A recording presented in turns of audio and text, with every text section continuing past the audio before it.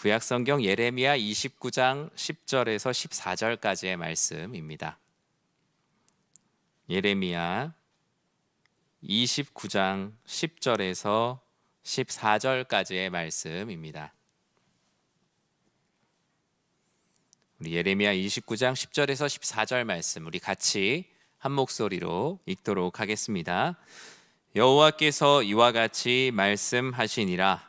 바벨론에서 70년이 차면 내가 너희들을 보고 나의 선한 말을 너희에게 성취하여 너희를 이곳으로 돌아오게 하리라.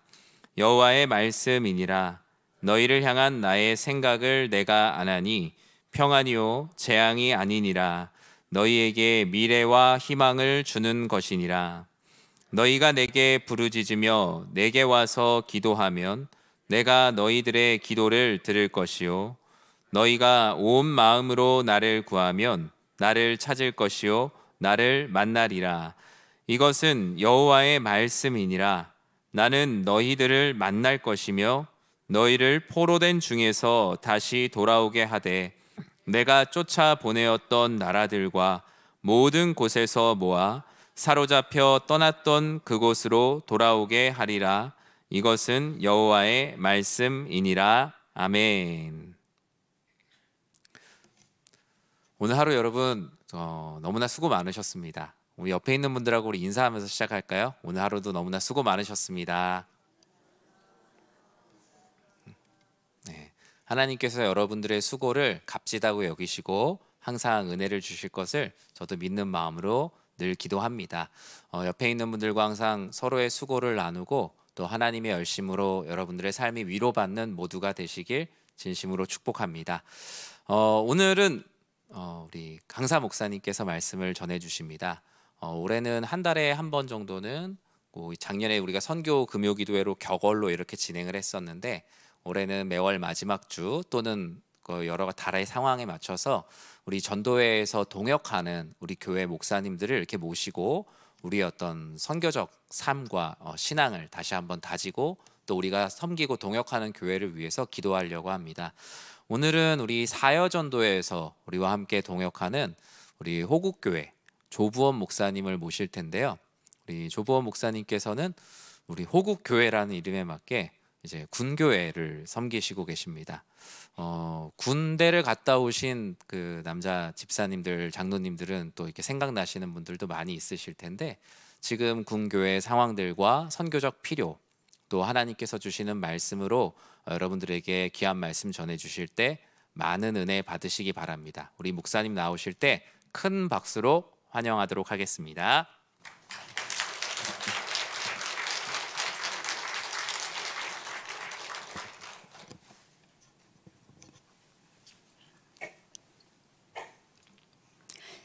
목사님께서 오늘 하루 수고 많았다 이렇게 말씀하실 때 목사님 굉장히 자상하신 분이시구나 느꼈고요. 제가 위로가 됐습니다.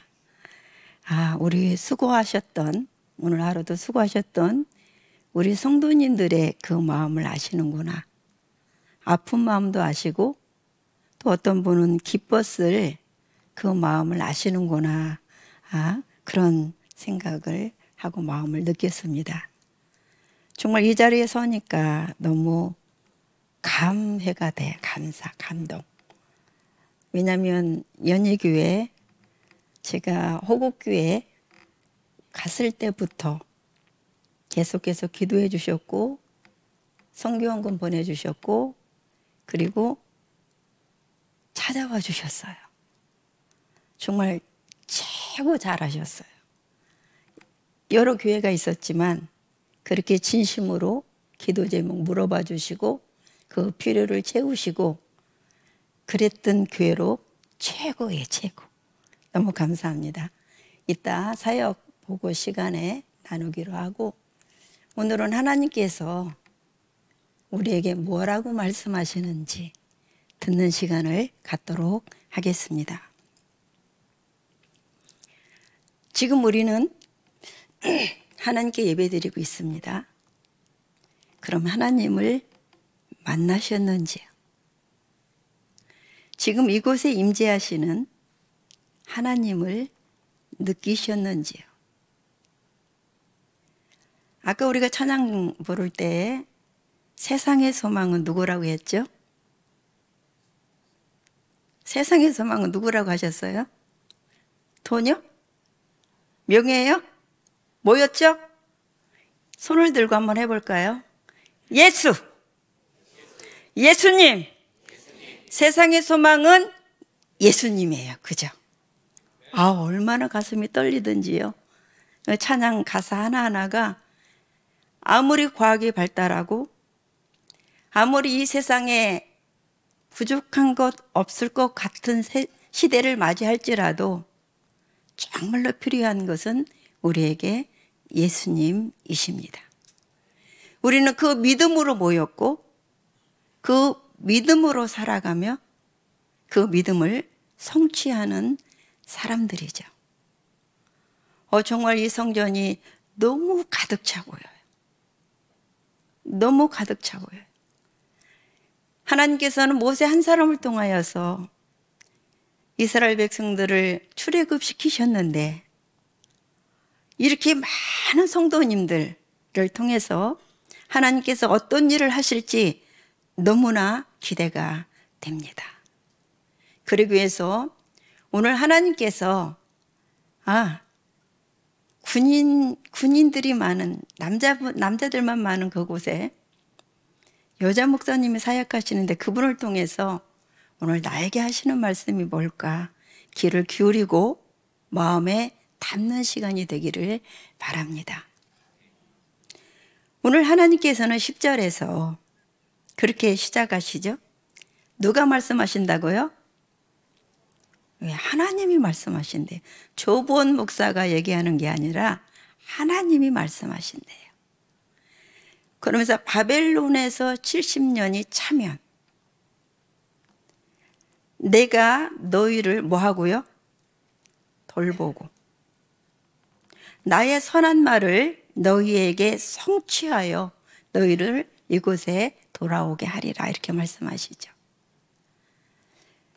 이 구절을 읽을 때 각자 우리 사랑하는 성도님들의 마음속에 와 닿은 그런 단어가 있을 것 같아요. 구절들이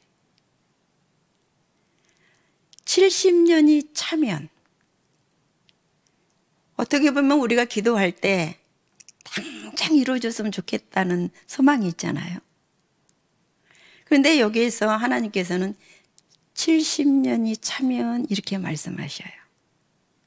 그것은 그 때에 하나님의 계획이 있고 그 기간을 통해서 하나님께서 이루시고자 하는 그런 목적이 있다라고 말씀을 하시는 거죠.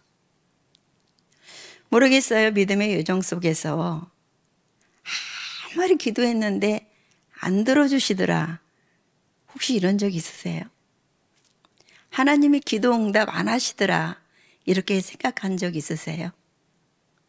하나님께서는 100% 응답하시거든요. 첫째는 예스. 그래. 들어줄게. 두 번째는 그거 아니야. 딴 거 줄게. 세 번째는 조금 기다려. 지금 말고 조금 기다려. 네 번째는 no. no 동답이에요. 그죠? 하나님께서 아니야 라고 하실 때는 그 아닌 게 우리에게 더 좋은 거죠. 아니라고요? 네.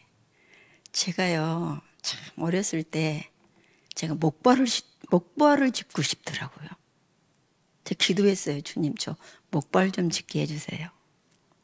그 기도 안 들어주신 게 얼마나 감사한지. 네, 정말 감사했습니다. 우리가 하나님이 누구신지 오늘 내 선한 말을 성취하신다고 그랬잖아요. 그럼 그 하나님이 누구시고 그 하나님이 무슨 말씀하셨는지를 나에게 이 66권의 성경을 통해서 나에게 목사님을 통해서 설교 주일마다 설교하시고 새벽마다 하시고 금요일마다 하시는데 그 설교를 통해서 나에게 뭐라고 말씀하시는지. 그게 중요해요. 다른 사람한테 얘기한 게 아닌 나에게 하시는 말씀이 어떻게 해요? 이루신다고 하셨으니까. 그래서 하나님께서 우리를 돌보시고 그 말씀을 성취하시는데 나에게 하시는 그 말씀을 들어야 돼요. 그리고 나를 돌보시고 그리고 나에게 약속하신 것을 성취하신 그 하나님이 어떤 분이신지 다시 확인하는 시간이 돼야 돼요. 사랑하는 성도님들은 어떤 하나님을, 나의 하나님은 어떤 분이시야 그렇게 말씀하고 계시나요? 제가 굉장히 가깝게 지내는 목사님 한 분은 늘 그래요. 자기는 콕해서 다닌다고. 주님께 콕해서 다닌다고 그래요. 혹시 그런 분 계세요? 전 그래서 그랬어요. 아니 왜 콕해서 다녀요? 안겨 다니지.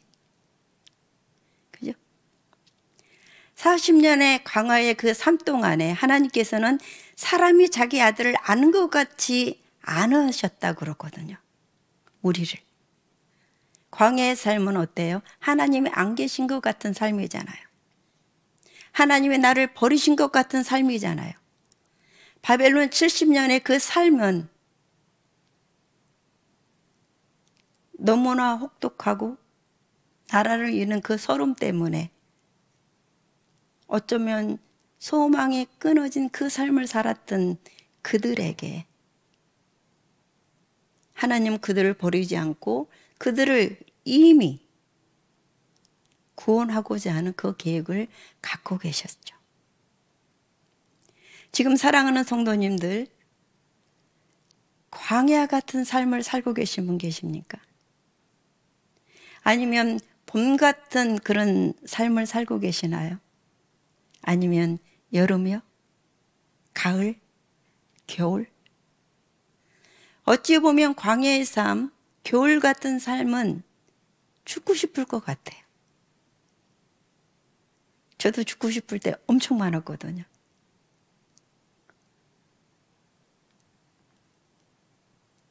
삶의 어려움, 막바지에 다다랐다라고 할 때, 또 삶의 가치가 없다고 느꼈을 때, 이 세상 삶 별로 가치 없다라고 느꼈을 때 어쩌면 우리는 그렇게 막다른 생각을 할 수도 있어요. 근데 다행히 우리나라는 봄, 여름, 가을, 겨울이 있잖아요.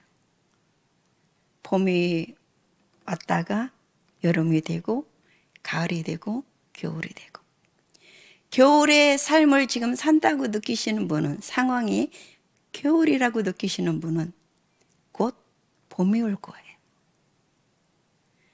지금 내가 가을의 풍성한 삶을 산다라고 느끼시는 분은 겨울을 준비하라고 말씀하고 있겠죠.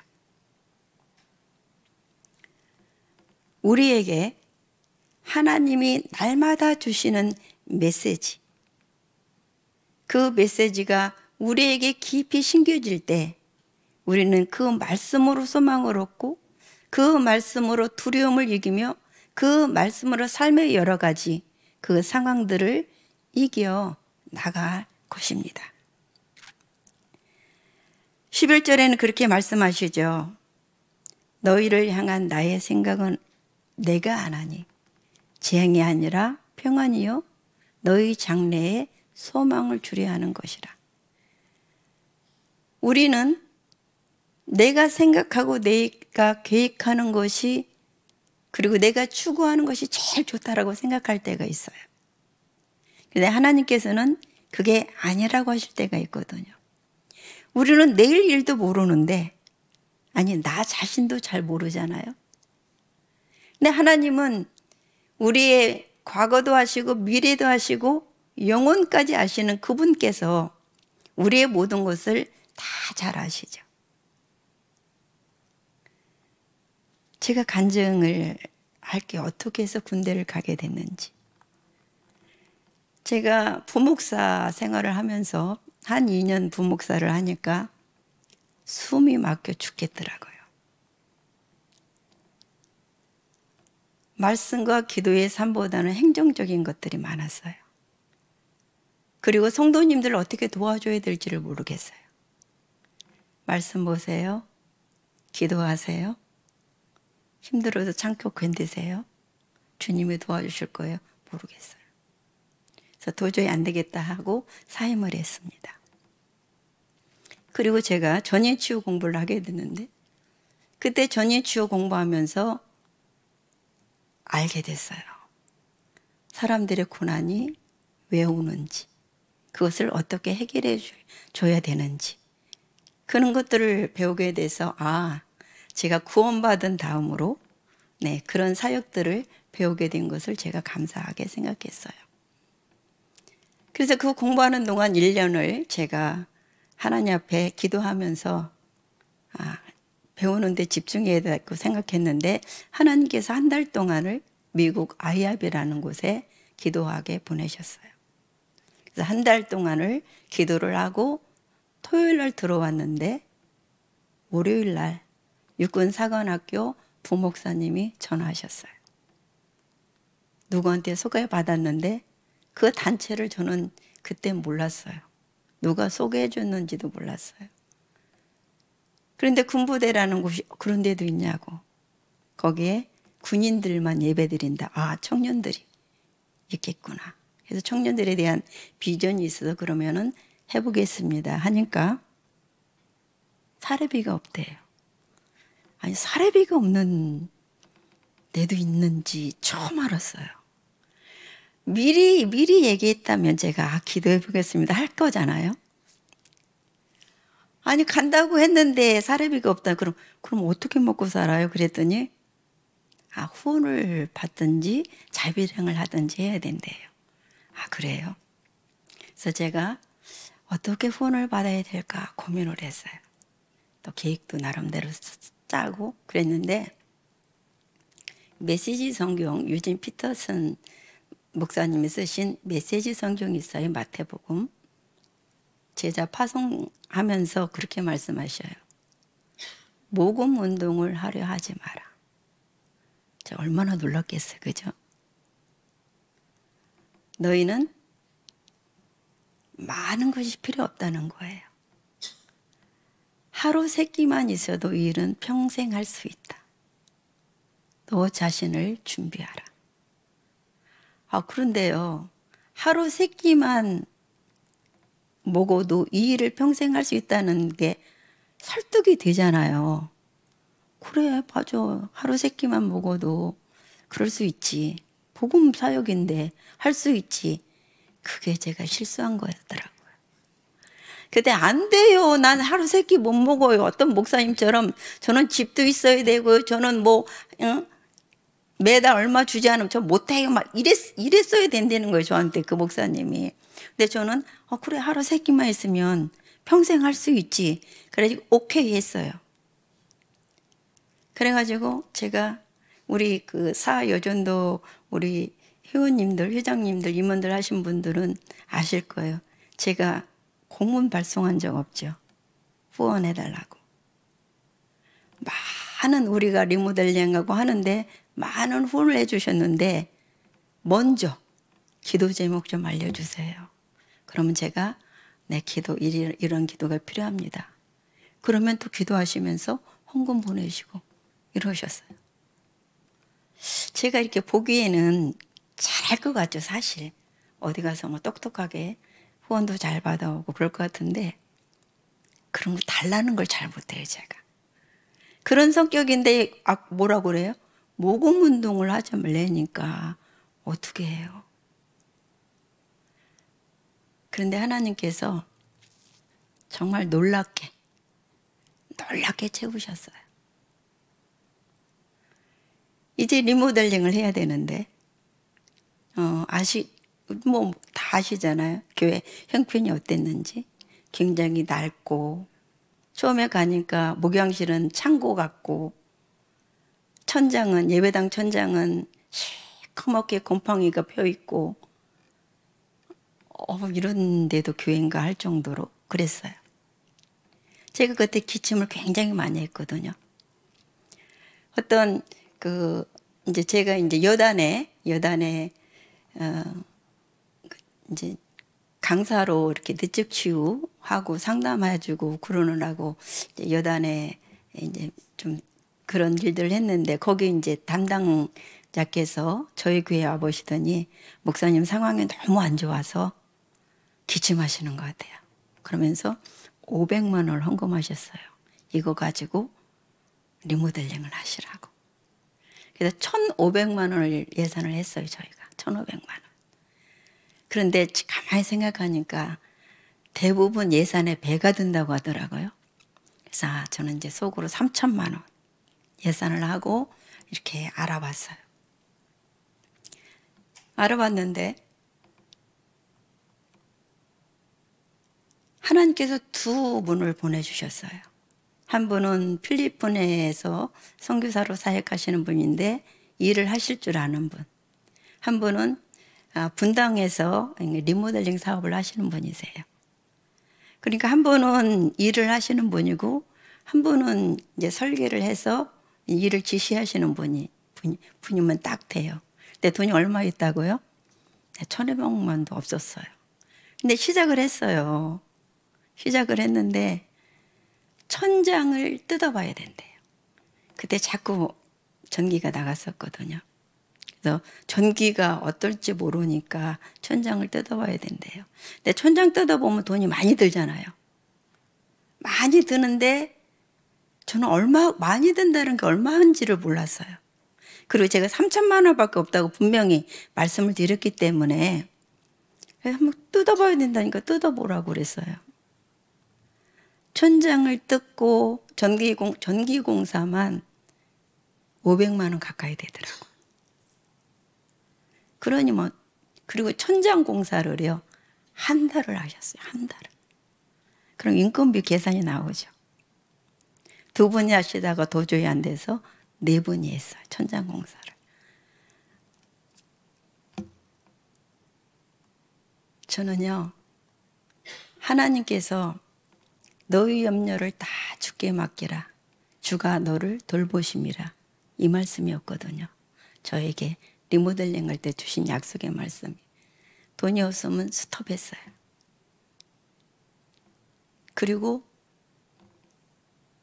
하나님이 기적적으로 주시면 하고. 그런데 제가 아는 분들을 통해서 헌금이 들어온 거는 많지 않아요.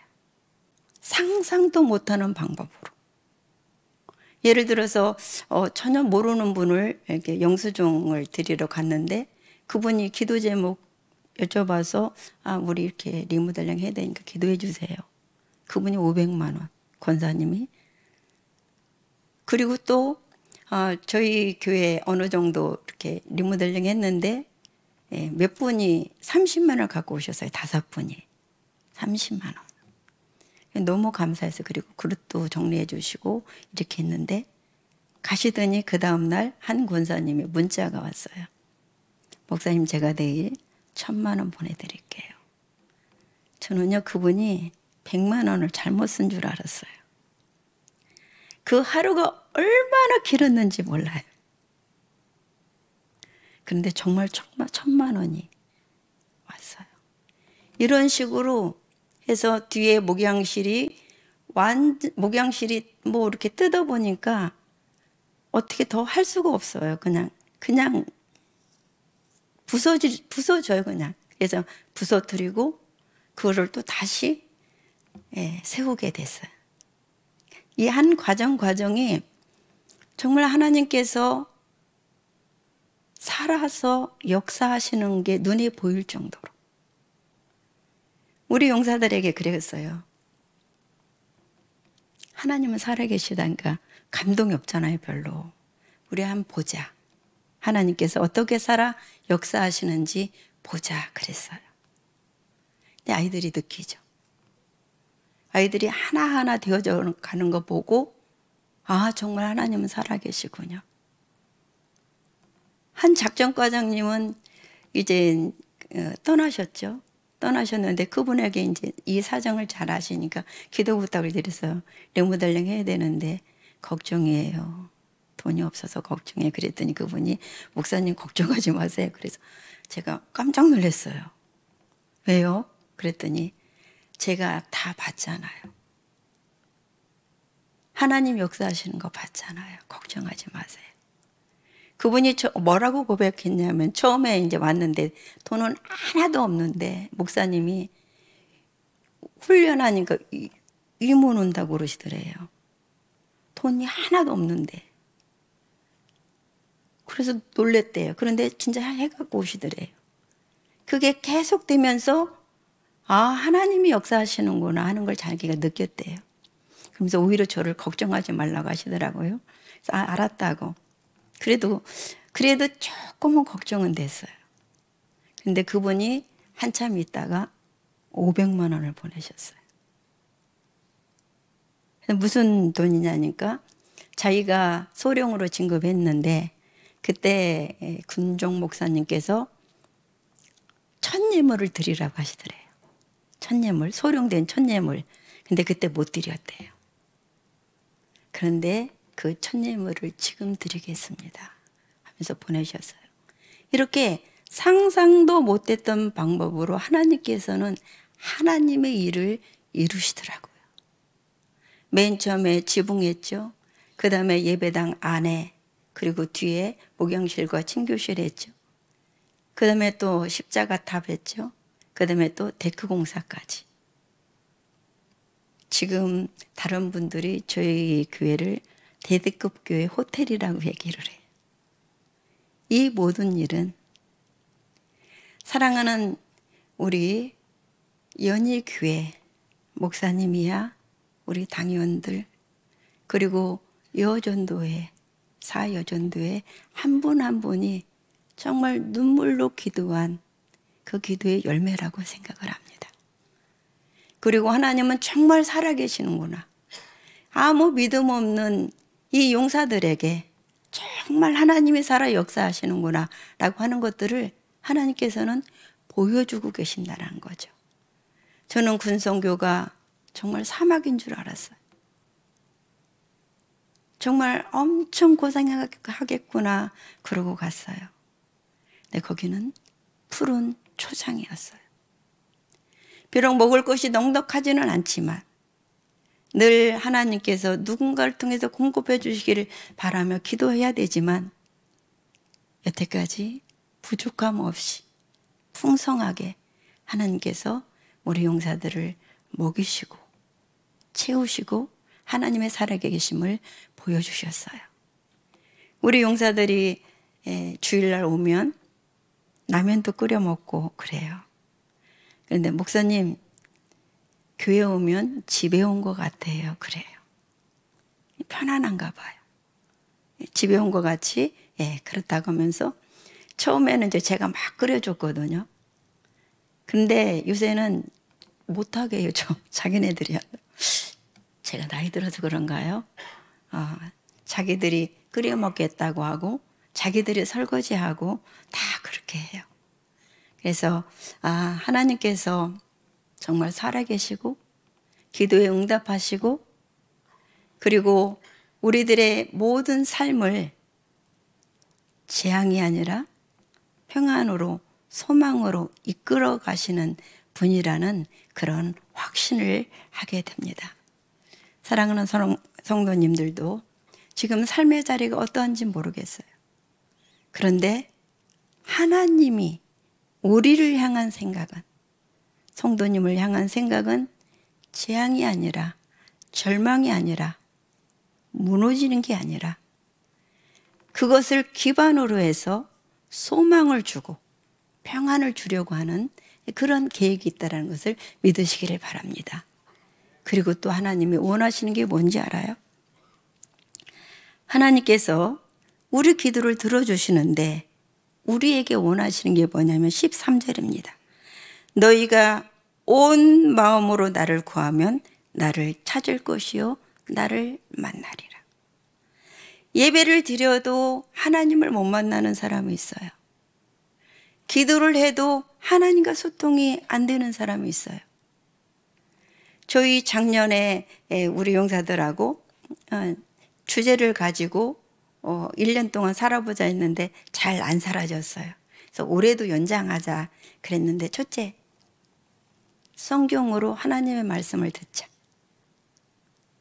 기도로 하나님과 소통하자. 전도로 생명을 구하자.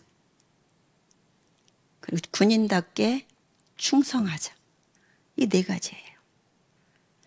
말씀을 읽어도 하나님의 음성을 못 듣고 기도를 해도 하나님과 소통이 안 되면 안 돼요. 안 되는 이유가 뭐예요? 우리가 온 마음으로 예배드리지 않기 때문에. 온 마음으로 오로지 주님께 집중해서 그분을 만나려는 사모함이 없기 때문에. 기도는 우리가 하나님 앞에 뭔가를 요청하는 게 아니잖아요. 요청할 필요가 없어요. 우리의 필요를 다 아신다고 하셨으니까. 기도는 하나님과 만나서 대화를 하는 거예요. 하나님이 뭐라고 말씀하시나? 오늘 그러셨잖아. 70년이 차면. 그리고 내 말을 성취하리라. 그리고 네가 온 마음으로 기도하면 들어줄 거다. 그러면 하실 말씀이 있잖아요. 70년? 아니면 지금 나한테 이 기간이 1년이에요? 아니면 3년이에요? 아니면 며칠이에요? 근데 저 못 기다리겠어요, 주님. 이거 좀 땡겨주세요. 할 수도 있고요. 아니면 왜 그 때를 정하셨어요, 주님? 그냥 단박에 해주시지? 그러면 뭐라고 하셔요? 그 기간 동안 네가 배우고 깨달을 게 있다는 거죠. 온 마음으로 주님, 어떻게 이 바쁜 세상에 온 마음으로 할 수가 있어요? 생각할 것도 많고 결정할 것도 많고 선택할 것도 많고요. 그리고요, 우리 집에 한번 와보세요. 얼마나 정신이 없는지 알아요. 근데 어떻게 온 마음으로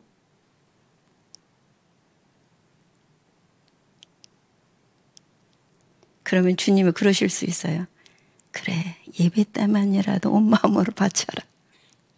기도할 때만이라도 네 온 마음을 바쳐봐라. 그런 대화가 시작이 되는 거죠. 하나님은 성경을 통해서 우리에게 말씀하시고 대부분의 분들은 얼마나 말을 잘 듣는 척 하는지 몰라요. 주님이 그러면 예 알겠습니다. 그런데 전혀 실천을 안 해요. 그러니까 한번 땡깡을 부려보시라니까요. 주님 안 돼요. 저는 못해요. 근데 왜 자꾸 하라고 하세요? 이런 대화를 해보시라. 솔직하게 그냥 솔직하게. 남이 안 들으니까 하나님만 들으시니까 한번 해보세요. 그럼 그 솔직한 대화, 내 마음을 털어놓는 대화를 통해서 소통이 일어난다니까요. 소통이 일어나면 내 기도대로 예스를 하든 기다리라고 하든 다른 거로 주시든 아니면 안 돼 하시든 아무 불만이 없어져요. 왜? 하나님께 설득되기 때문에 그래요. 하나님은 어떤 분이세요? 하나님은 우리를 가장 사랑하시는 분이잖아요. 얼마만큼 사랑하셔요? 누가복음에 탕자. 탕자만큼 죄를 지은 분 여기 별로 없으실 거예요. 그죠? 얼마나 배신자예요. 재물 다 가지고 그것도 그렇게 허랑방탕한 삶을 살았어요. 그런데 그 삶을 살 동안 아버지는 어떻게 기다리셨어요? 여기 어머니 아버지 되시니까 자녀들에 대한 그 심정 아시죠? 아버지를 잃어버리고 허랑방탕할 때 그 아버지는 애절하게 기다렸어요. 얼마나 애절하게 기다렸으면 멀리 동구밖에 나간 모습이었을까요? 아니요. 거짓골이었을 거예요. 아무도 못 알아봤을 것 같아요. 근데 이 아버지는 알아보고 가서 안 왔어요. 제가 그 종묘 나가거든요. 가끔 빵 갖다 나눠드리러 가는데 냄새 굉장히 나요. 안 하나도. 그런데 그 아들을 안고 한마디 혼내지도 않고, 그리고 모든 권리를 회복시켜 주잖아요. 그게 우리를 사랑하시는 하나님 아버지의 마음이에요. 혼내지 않으셔요. 한 번도 혼내지 않으셔요. 고프셔요. 안 혼내세요. 왜 안 혼내실까요? 사랑 때문에. 아들이 돌아와 준 것만 너무 기쁘고 오로지 소원이 그거였기 때문에, 그게 아버지의 사랑이고, 그 사랑으로 하나님은 우리를 사랑하시기 때문에 그래요. 그 하나님이 오늘 네가 온 마음으로 나를 구했으면 좋겠다. 네가 물질을 추구하는 그곳으로, 네가 명예를 추구하는 그곳으로, 네가 네 자식 잘 되기를 바라는 그 마음을 잠시 내려놓고 이 기도 시간만이라도 온 마음으로 나를 구하래요. 세상의 소망이 예수님이듯이 우리의 진정한 필요는 우리가 하나님을 구하는 것, 그것입니다. 그럴 때 그 하나님의 사랑이 어떤 건지 우리 가슴에 절절히 와닿고, 애절한 그 하나님의 사랑 때문에 우리가 용기를 낼 수가 있고, 우리가 힘을 합쳐 전도할 수도 있고, 우리가 이 교회를 다시 부흥시킬 수도 있고, 이 지역사회를 새롭게 할 수 있습니다. 우리의 능력으로 하는 것 아닙니다. 돈으로 하는 것 아닙니다. 많은 사람이 하는 게 아닙니다. 한 분, 두 분, 오늘 하나님을 전심으로 구하는 그 분들이 일어선다면 하나님은 그 한 분을 통해서 연예교회를 새롭게 하실 것입니다. 하나님은 그 한 분을 통해서 이 지역사회를 새롭게 하시고, 나아가 대한민국과 세계 민족에게 어마어마한 영향을 미칠 것입니다. 사랑하는 여러분, 오늘만이라도 우리가 온 마음으로 한번 주님을 만나기를 원합니다. 온 마음으로 주님이 누구신지 나를 찾아와 주시라고 그렇게 간구하는 그런 기도의 시간들이 되기를 바랍니다. 기도하겠습니다.